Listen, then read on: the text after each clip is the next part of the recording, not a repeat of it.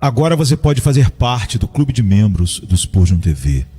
Esses são e-books já disponibilizados para os membros do canal. Todos os dias, novos e-books são adicionados junto com outros benefícios que só os membros têm. Sendo um membro, você passa a ajudar no crescimento desse ministério, tanto na quantidade do que podemos publicar, como na qualidade do material. Nosso propósito é, juntos, atingirmos o maior número de pessoas com solo escritura. Seja um membro do Spurgeon TV.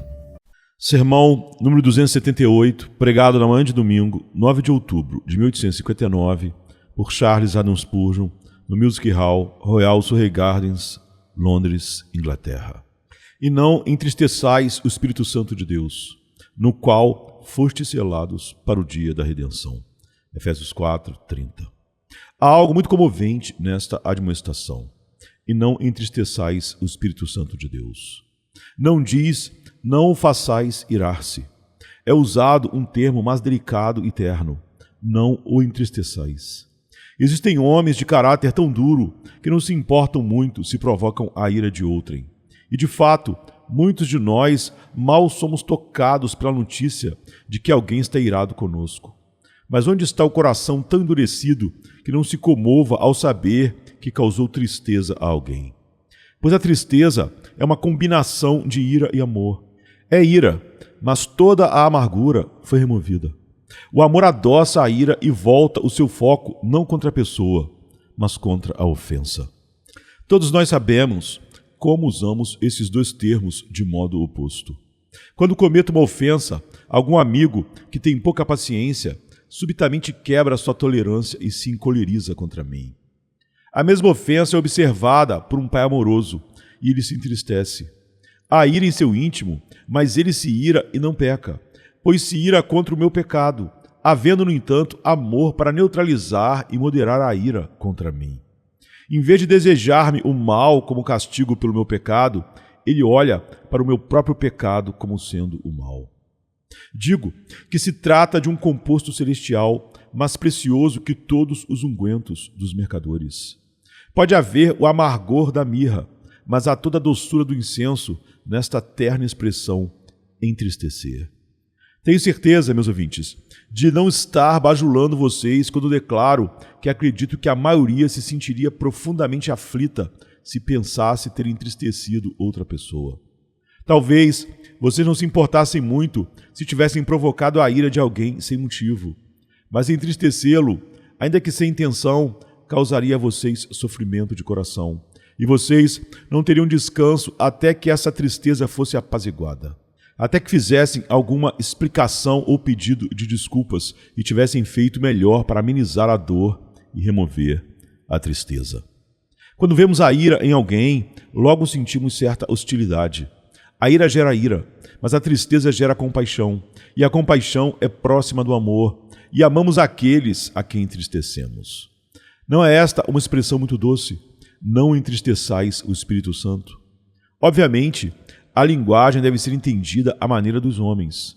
O Espírito Santo de Deus não conhece paixão ou sofrimento, mas ainda assim, seu sentimento é descrito aqui em linguagem humana, de sentimentos humanos, como sendo tristeza. E não é isso, digo, algo terno e comovente?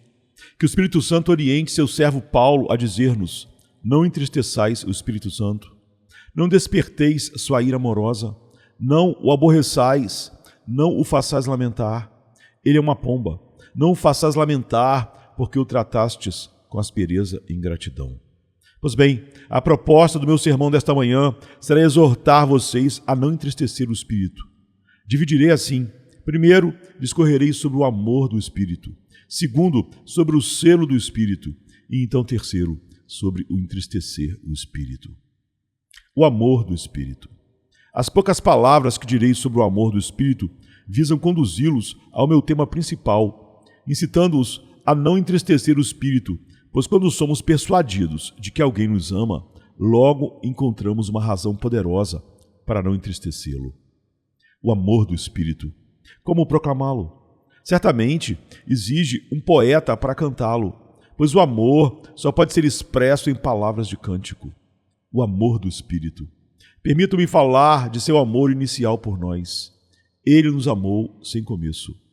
Na eterna aliança da graça, como disse no último domingo, ele era uma das partes principais no contrato divino que nos salva. Tudo o que se pode dizer do amor do Pai e do amor do Filho pode ser dito do amor do Espírito.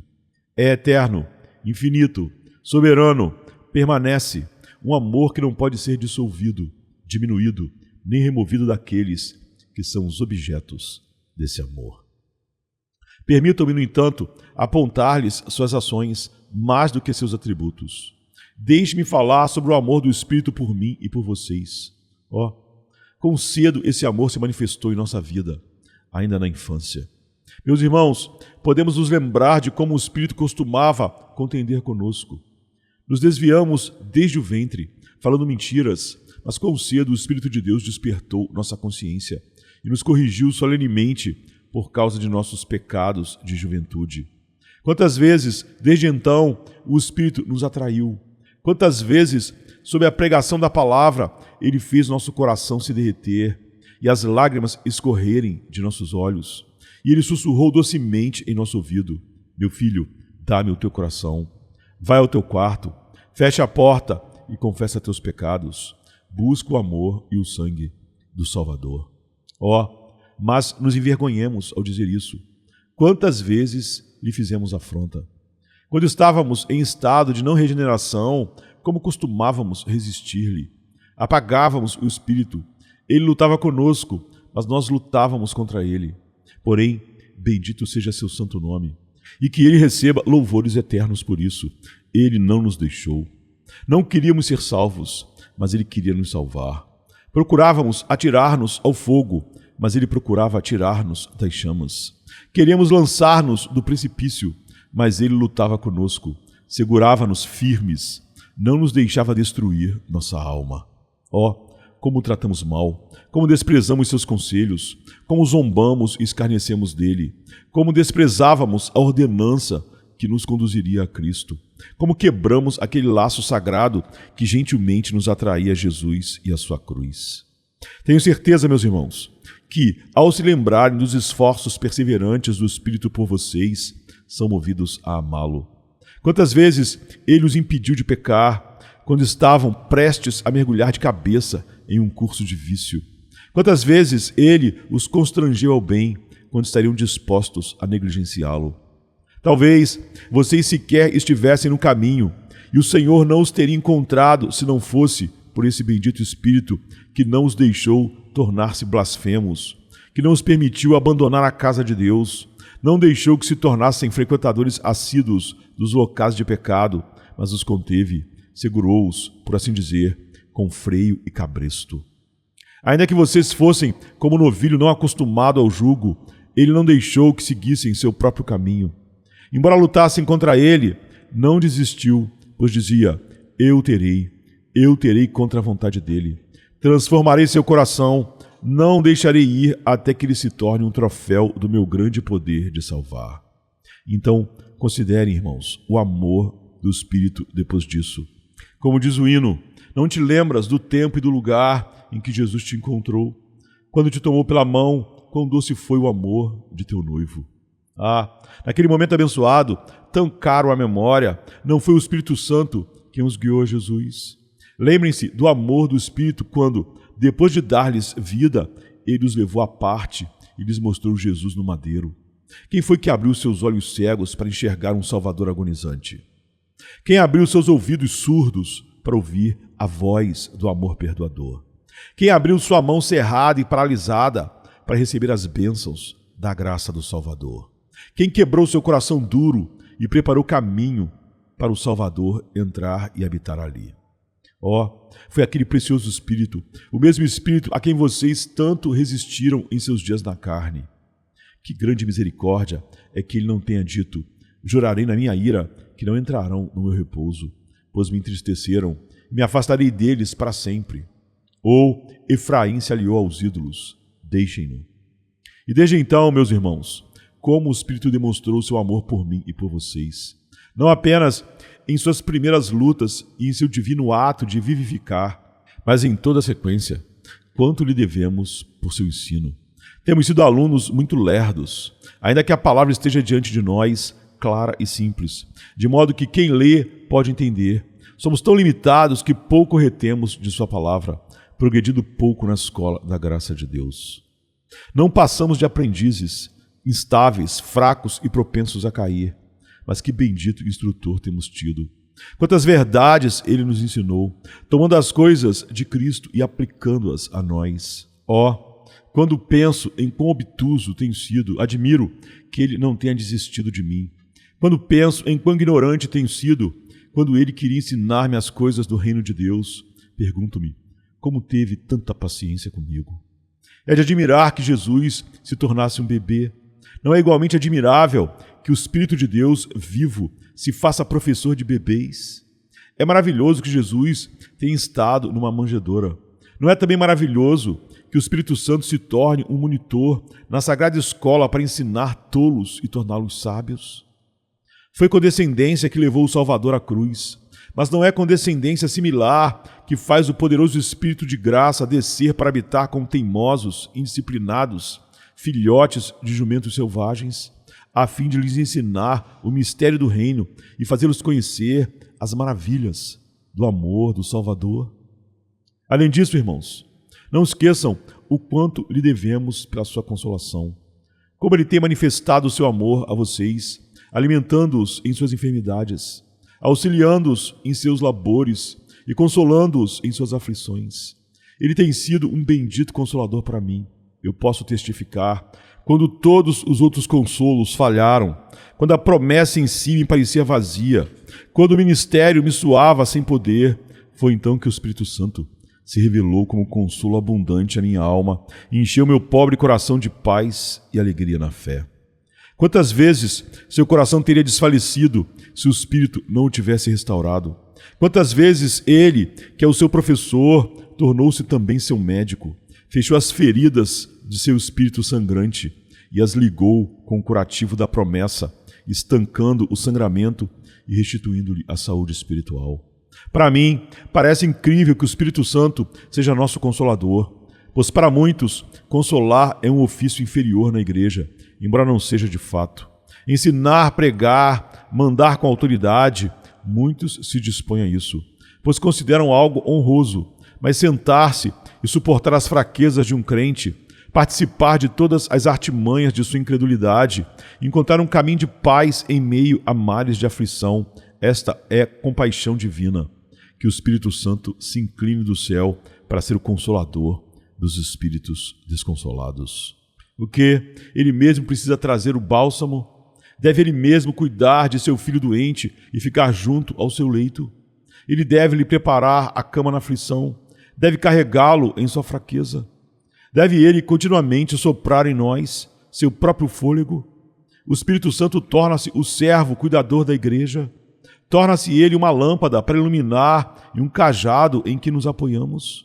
Isso, repito, deve mover-nos a amar o Espírito, pois é prova abundante de seu amor por nós. Não parem aqui, amados. Há ainda mais vastos campos.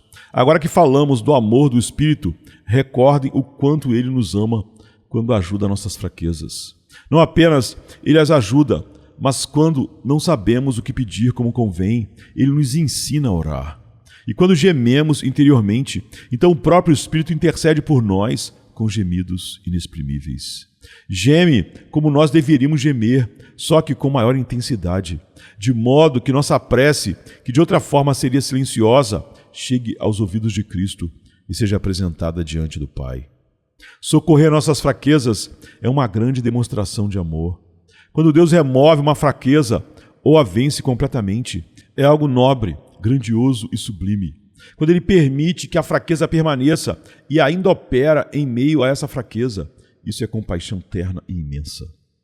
Quando o Salvador cura o coxo, vocês veem sua divindade, mas quando Ele anda ao lado do manco, mesmo mancando, quando Ele se assenta junto ao mendigo, fala com o publicano, carrega o bebê em seu colo, então esse auxílio em meio às fraquezas é uma expressão de amor quase incomparável.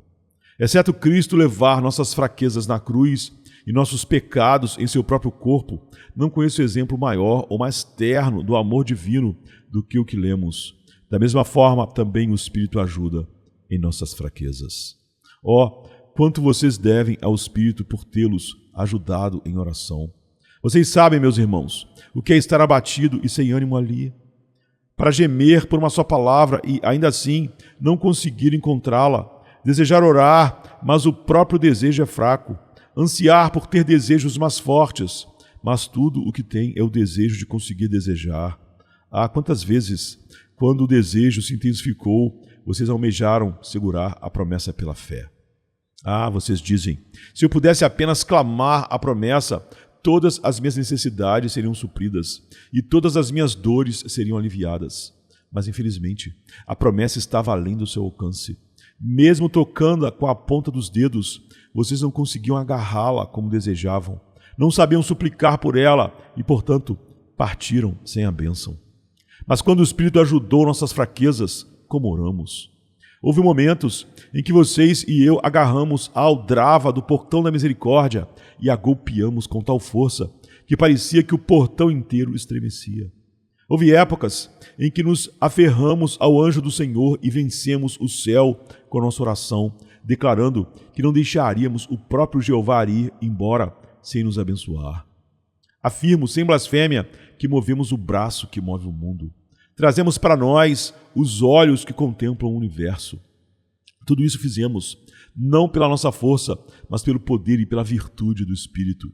E embora tantas vezes tenhamos esquecido de lhe agradecer, embora tantas vezes tenhamos tomado a glória para nós mesmos em vez de dá-la a Ele, não devemos admirar seu amor. E não será um terrível pecado entristecer o Espírito Santo, por quem fomos selados. Outro sinal do amor do Espírito permanece. Ele habita nos santos. Cantamos em um de nossos hinos: não habitas tu em todos os santos? Fazemos uma pergunta cuja resposta só pode ser afirmativa. Ele, de fato, habita no coração de todos os redimidos e lavados no sangue de Deus.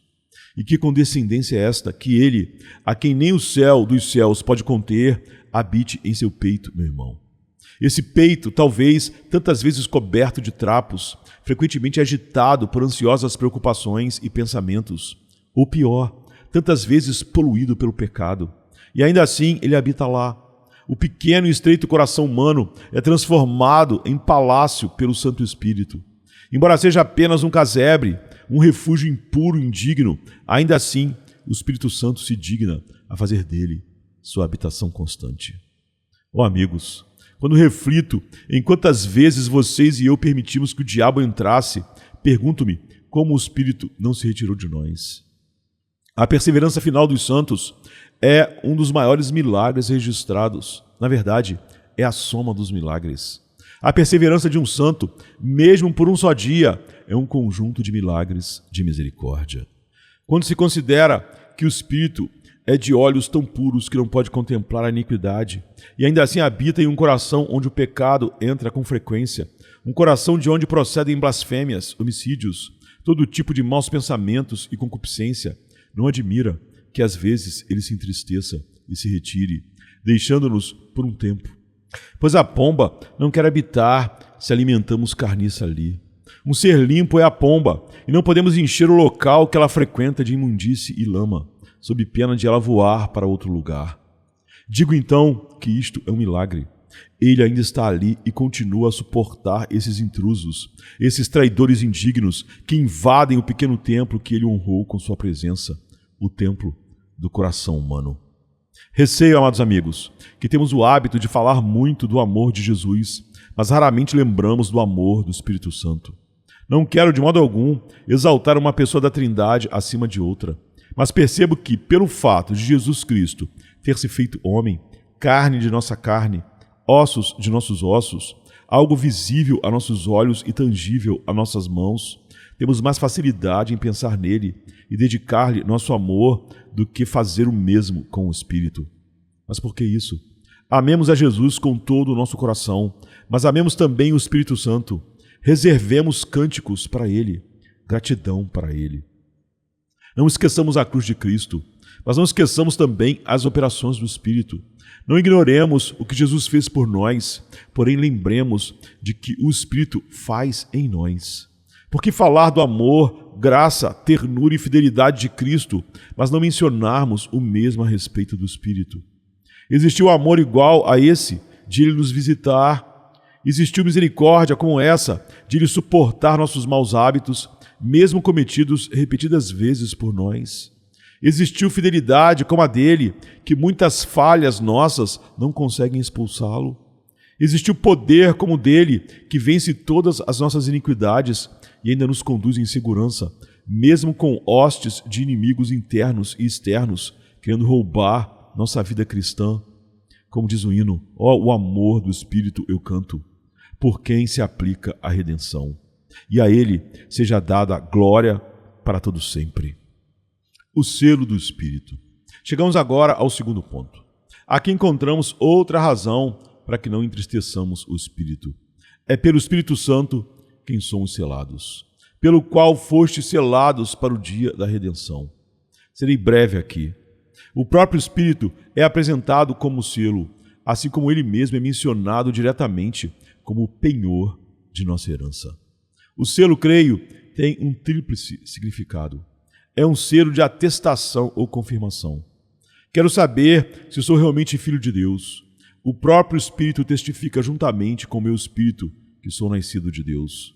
Tenho as Escrituras, os títulos de propriedade da herança futura. Quero saber se são válidos, verdadeiros, ou se são meros falsos omitidos por aquele velho escriba do inferno, o Senhor presunção e segurança carnal. Como saber? Busco o selo. Depois de termos crido no Filho de Deus, o Pai nos sela como filhos pelo dom do Espírito Santo. Ora, quem nos confirma convosco em Cristo e nos ungiu é Deus, que também nos selou e nos deu o penhor do Espírito em nossos corações. Nenhuma fé é genuína se não tiver o selo do Espírito. Nenhum amor, nenhuma esperança podem salvar-nos se não forem selados pelo Espírito de Deus, pois tudo o que não tiver o seu selo é espúrio. A fé não selada pode ser um veneno, pode ser presunção, mas a fé selada pelo Espírito é fé verdadeira, real, genuína. Nunca fiquem satisfeitos, meus queridos ouvintes, a menos que vocês sejam selados, a menos que tenham a certeza, pelo testemunho interior e pelo testemunho do Espírito, de que foram gerados de novo para uma viva esperança, pela ressurreição de Jesus Cristo dentre os mortos. É possível que alguém saiba, sem erro, que está seguro no céu.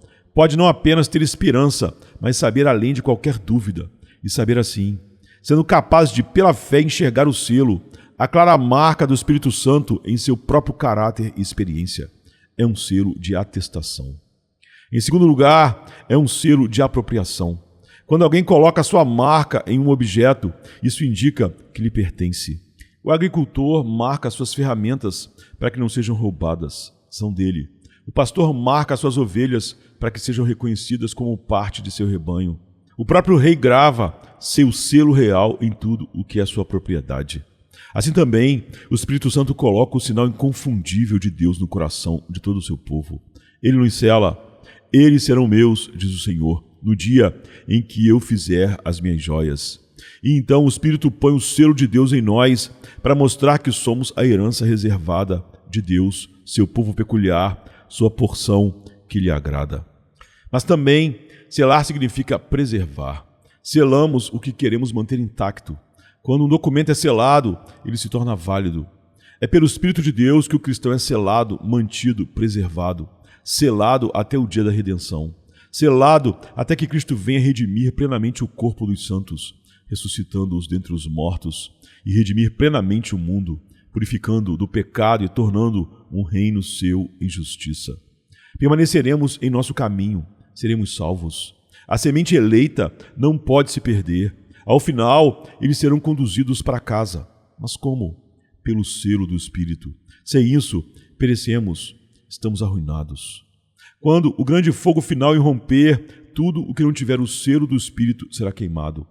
Mas aqueles em cuja fronte estiver o selo serão preservados. Estarão seguros em meio aos escombros da matéria e ao estrondo dos mundos. Seus espíritos, acima das chamas, habitarão com Cristo eternamente. E com esse mesmo selo na fronte, sobre o monte Sião, cantarão a canção eterna de gratidão e louvor. Afirmo que esta é a segunda razão porque devemos amar o Espírito e não entristecê-lo. O entristecer o espírito. Vamos agora à terceira parte do meu discurso. O entristecer o espírito. Como podemos entristecê-lo? Qual o triste resultado de entristecê-lo? E se o entristecemos, como podemos trazê-lo de volta? Como entristecer o espírito? Agora notem, estou falando daqueles que amam o Senhor Jesus Cristo. O Espírito de Deus está em seu coração e é muito, muito fácil entristecê-lo. Pecar é tão fácil quanto é maligno. Vocês podem entristecê-lo com pensamentos impuros.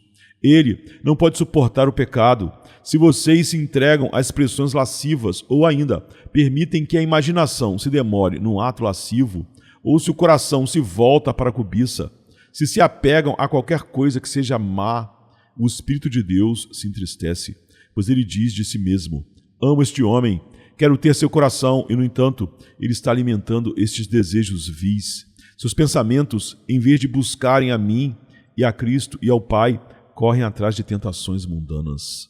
Então, seu espírito se entristece. Ele lamenta porque sabe quão grandes aflições esses pecados acarretarão à nossa alma. Entristecemos-lo ainda mais se seguimos adiante em atos abertos de pecado. Então, às vezes, ele se entristece tanto que retira a manifestação da sua presença por um tempo, pois a pomba não permanecerá em nosso coração se o enchermos de carniça repugnante. A pomba é limpa e não podemos tornar imundo o lugar que ela habita. Se pecarmos, se abertamente trouxermos desonra sobre o Evangelho, se levarmos outros a pecar com nosso mau exemplo, não demora para o Espírito de Deus começar a se entristecer. Além disso, se negligenciarmos a oração, se a porta de nosso aposento de devoção se enche de teias de aranha, se esquecemos de ler as Escrituras, se as folhas de nossa Bíblia ficam grudadas pela falta de uso, se não buscamos fazer o bem no mundo, se vivermos apenas para nós mesmos e não para Cristo, então o Espírito de Deus se entristece, pois dirá: eles me abandonaram, trocaram a fonte das águas vivas por cisternas rotas. Creio poder dizer agora que vejo o Espírito Santo se entristecer quando vocês se sentam para ler um romance e deixam a Bíblia de lado sem ser lida. Talvez vocês abram algum livro de viagens e se esqueçam de que tem um relato de viagens muito mais precioso em Atos dos Apóstolos ou na história do seu bendito Senhor e Mestre. Vocês dizem que não tem tempo para orar, mas o Espírito vê como gastam horas em coisas do mundo e dispõe de muito tempo para relaxamento e lazer. Então ele se entristece porque vê que vocês amam mais as coisas mundanas do que a ele. Se o Espírito se entristece dentro de vocês, cuidado para que ele não se retire, pois seria algo penoso para vocês se ele os deixasse entregues a si mesmos. Além disso, a ingratidão o entristece. Nada fere mais o coração de uma pessoa do que ser retribuída com ingratidão ou insulto depois de ter feito o máximo pelos outros. Se não buscamos ser elogiados, ao menos queremos saber que há gratidão no coração daquele a quem estendemos um favor. E quando o Espírito Santo olha para a nossa alma e vê pouco amor a Cristo, pouca gratidão a Ele por tudo o que fez por nós, então Ele se entristece. Também a nossa incredulidade o entristece profundamente. Quando duvidamos da promessa que Ele nos deu e aplicou, quando duvidamos do poder ou do afeto de nosso bendito Senhor, o Espírito diz dentro de si: eles duvidam de minha fidelidade, duvidam do meu poder, dizem que Jesus não é poderoso para salvar plenamente, e assim o entristecemos. Ah, como eu queria que o Espírito Santo tivesse aqui hoje um porta-voz melhor do que eu para falar em seu favor. Tenho um tema que me sobrecarrega. Eu mesmo me entristeço por ele, mas não consigo transmitir a vocês a tristeza que sinto, nem levá-los a compartilhá-la. Em minha própria alma digo: exatamente isso que fiz. Eu o entristeci. Deixe-me fazer aqui uma confissão plena e franca diante de todos. Reconheço que, inúmeras vezes, eu, tanto quanto vocês, entristeci o Espírito Santo. Muita coisa em meu interior fez a sagrada pomba lamentar, e fico admirado de ele não ter se afastado totalmente, deixando-me entregue a mim mesmo. Qual o resultado de entristecê-lo? Supondo que o Espírito Santo esteja entristecido, qual efeito isso produz em nós? Quando o Espírito é entristecido inicialmente, Ele tolera-nos. Fica triste uma vez, 2 vezes, repetidas vezes, e ainda assim nos suporta. Mas chegará um momento em que sua tristeza se torna tão intensa que ele diz: vou suspender minhas operações. Vou partir, deixarei a vida deles, mas minha presença pessoal vou retirar. E quando o Espírito de Deus se afasta da alma e interrompe suas operações, que estado miserável experimentamos. Ele suspende suas instruções. Lemos a palavra e não a compreendemos. Consultamos comentários e eles não esclarecem. Ajoelhamo-nos e pedimos iluminação, mas não recebemos resposta. Nada aprendemos. Ele suspende seu consolo. Antes dançávamos com Davi diante da arca, mas agora nos sentamos como Jó em cinzas, raspando nossas feridas com um caco. Houve um tempo em que sua lâmpada brilhava ao nosso redor, mas ele se foi, nos deixou na escuridão completa. Ele retira de nós todo o poder espiritual. Antes, podíamos todas as coisas, agora, nada podemos fazer. Podíamos derrotar os filisteus, empilhando-os aos montes, mas agora, uma simples Dalila nos engana. Nossos olhos são arrancados, somos conduzidos ao moinho. Pregamos sem alegria e nenhum fruto resulta disso. Vamos distribuir folhetos ou trabalhar na escola dominical. Seria quase o mesmo que ficar em casa. Há a engrenagem, mas não há amor. Temos a intenção de fazer o bem, ou talvez nem mesmo isso. Não há poder para executar tal propósito. O Senhor retirou-se. Sua luz, seu gozo, seu consolo, seu poder espiritual, tudo se foi. Então, todas as nossas virtudes murcham. Nossas virtudes assemelham-se à flor chamada hortênsia. Quando recebe água abundante, floresce, mas ao faltar umidade, suas folhas logo murcham. Assim, quando o espírito parte, a fé fecha suas flores. Nenhum perfume é exalado. Então o fruto do amor apodrece e cai da árvore. Os doces botões da esperança são queimados pela geada e morrem. Quão triste é perder o Espírito. Vocês nunca, meus irmãos, estiveram de joelhos, conscientes da ausência do Espírito de Deus, que tornou tudo tão árduo que, mesmo gemendo, clamando e suplicando, vocês se levantaram sem consolo, sem que um único raio de luz penetrasse as fendas do calabouço. Abandonados, esquecidos, desolados, quase enveredando no desespero. Então cantamos com Cowper.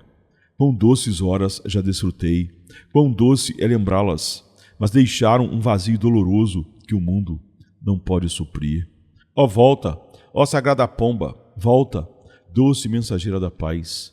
Odeio os pecados que te fizeram sofrer e te afastaram do meu ser.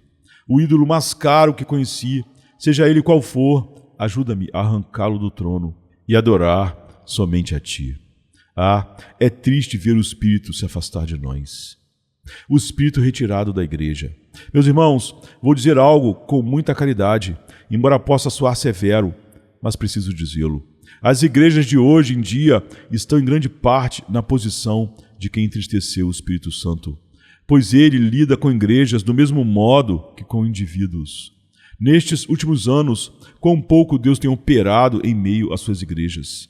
Em toda a Inglaterra, especialmente uns 4 ou 5 anos atrás, havia quase uma letargia universal sobre o corpo visível de Cristo. Havia certa atividade, mas esporádica, sem verdadeira vitalidade. Como poucos pecadores eram trazidos a Cristo. Como nossos lugares de culto ficaram vazios. Nossas reuniões de oração minguaram e nossas assembleias de igreja se tornaram meras formalidades. Vocês sabem muito bem que essa é a realidade em muitas igrejas de Londres até hoje. E há que não lamente nada disso. Seguem ao lugar de culto costumeiro. O ministro ora, as pessoas cochilam, seja com os olhos ou com o coração. Depois saem, e quase nenhuma alma é salva.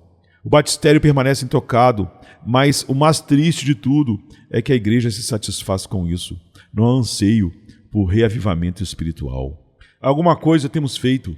A igreja em geral tem feito algo. Não indicarei exatamente agora o que, mas algo que expulsou o Espírito de Deus dela. Ele está entristecido e se foi. Ele está presente entre nós aqui. Agradeço ao seu nome. Continua manifesto em nosso meio. Ele não nos deixou, ainda que sejamos tão indignos quanto os outros. Ele tem derramado sua presença de modo contínuo. Nestes 5 anos ou mais, temos experimentado um reavivamento que não fica atrás de nenhum outro na face da terra. Sem gritos ou desmaios, sem cair ou desfalecer, Deus tem acrescentado a esta igreja almas e mais almas, de tal forma que o coração do seu pastor quase se desfaz de alegria ao pensar em quão manifesta é a presença do Espírito Santo em nosso meio. Mas, irmãos, não podemos nos contentar apenas com isso. Queremos ver o Espírito derramado sobre todas as igrejas. Observem as grandes multidões que já se reuniram na Catedral de St. Paul, na Abadia de Westminster, no Exeter Hall e em outros lugares, e perguntem por que se viu tão pouco fruto. Tenho acompanhado ansiosamente e, desde então, quase não ouvi de nenhuma conversão, talvez apenas uma na St. James Hall, proveniente de todos aqueles encontros. Estranho parece. A bênção pode ter vindo em medida maior do que sabemos, porém não tão grande quanto se poderia esperar se o Espírito de Deus estivesse presente com todos os ministros. Quem nos dera viver para ver coisas maiores do que já vimos. Voltem às suas casas e humilhem-se diante de Deus.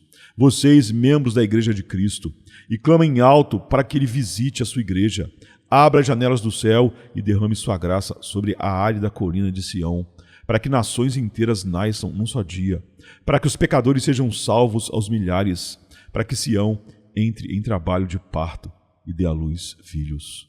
Há sinais de um futuro reavivamento. Recebemos recentemente notícias de um bom trabalho entre meninos de uma escola carente em St. Giles. E nossa alma se alegrou por isso. E as notícias da Irlanda nos chegam como boas novas. Não de uma terra longínqua, mas de uma província irmã do mesmo reino. Supliquemos ao Espírito Santo, que certamente está entristecido com sua igreja, e purifiquemos nossa congregação de tudo o que é contrário à sua palavra e à sã doutrina, para que então o Espírito retorne e seu poder seja manifesto. Como recuperar o Espírito se o entristecemos? Para concluir, talvez alguns de vocês estejam conscientes de terem perdido a comunhão visível com Cristo, de maneira que, na prática, entristeceram tanto o Espírito que ele se foi. É um consolo saber que o Espírito de Deus jamais abandona definitivamente o seu povo eleito. Ele se retira para corrigi-lo, mas não para condená-lo. Às vezes, ele se afasta para que aprendamos nossa própria fraqueza, mas não permitirá que pereçamos. Se você está em estado de retrocesso, declínio e frieza, ouça-me por um instante, e que Deus abençoe estas palavras. Irmãos, não permaneçam nem mais um instante nessa condição perigosa. Não se sintam confortáveis, nem por um segundo, na ausência do Espírito Santo. Suplico-lhes que usem todos os meios pelos quais o Espírito possa ser trazido de volta. Mais uma vez, deixe-me dizer claramente quais são esses meios. Descubram o pecado que entristeceu o Espírito. Abandonem-no. Matem aquele pecado no mesmo instante. Arrependam-se com lágrimas e suspiros. Perseverem em oração e não descansem até que o Espírito Santo retorne. Procurem um ministério fervoroso. Estejam com crentes zelosos. Esteja onde verdadeiramente a palavra de Deus é pregada com fidelidade. Mas, acima de tudo, estejam muito em oração a Deus, suplicando diariamente: volta, volta, ó Espírito Santo, volta e habita em minha alma. Ó, suplico-lhes, não se contentem até que essa oração seja atendida, pois vocês se tornaram fracos como água, desfalecidos e vazios desde que o Espírito se ausentou. Quem sabe alguns aqui nesta manhã já tenham resistido ao Espírito ao longo desta semana. Cedam a Ele. Não resistam, não o entristeçam, mas submetam-se a Ele. Ele hoje lhes diz: voltem-se para Cristo. O obedeçam, atendam ao chamado. Talvez vocês já tenham resistido várias vezes, mas cuidado para não resistirem de novo, pois pode haver um último chamado, quando então o Espírito dirá: irei para o meu lugar de descanso. Não voltarei a eles. A terra está amaldiçoada, será entregue à esterilidade. Ouçam agora a palavra do Evangelho, antes de se dispersarem, pois o Espírito lhes fala de modo eficaz neste breve verso: arrependei-vos e convertei-vos, cada um de vós, para que vossos pecados sejam cancelados, quando vierem os tempos de refrigério pela presença do Senhor. E escutem esta solene sentença: quem crer no Senhor Jesus Cristo e for batizado será salvo, mas quem não crer será condenado. Que o Senhor nos conceda que não entristeçamos o Espírito Santo. Amém. É sexta-feira chega trazendo a noite em seu manto. Jesus em súplicas, enquanto Pedro sucumbe ao encanto do sono. Judas, com seu beijo, selou o destino. Traição que esboça o pranto. No silêncio da noite, a esperança parece se esconder, mas o eco do domingo aos poucos começa a nascer. Pilatos em sua indecisão, o sinédrio em conspiração, a turba em escárnio desconhece a ressurreição. Discípulos fugitivos, corações partidos, Maria em lágrimas, Pedro nega, o galo canta anunciando amanhã que tarda. É sexta-feira, clama a criação, mas o domingo se anuncia, trazendo redenção. Nosso Salvador, sob o peso da cruz, caminha entre a multidão que zomba, sua santidade diminui. A coroa de espinhos, o sangue que escolhe marcas de amor infinito. É sexta-feira, mas a esperança do domingo não está tão distante. Elevado na cruz, entre criminosos a dor se faz presente. O véu se rasga, a terra treme, o céu escurece, um silêncio envolvente. A pedra colocada, os guardas se postam, a vigília começa, mas a promessa do domingo no coração ainda aquece. É sexta-feira, mas não é o fim. Domingo vem aí com vitória sem fim. A escuridão parece reinar, a morte sorri, certa de sua vitória. É sexta-feira, mas a história ainda não contou sua glória. O pecado julga ter vencido, a esperança parece falhar, mas a luz do domingo já começa a brilhar. O túmulo agora vazio, a pedra removida, Jesus ressuscitou, trazendo vida. Manhã de domingo, brilha a esperança restaurada. A morte foi vencida, a redenção proclamada. É sexta-feira, mas a alegria vem com o amanhecer. Domingo já chegou, ensinando-nos a renascer. Nosso Salvador, sob o peso da cruz, caminha entre a multidão que zomba, sua santidade diminui.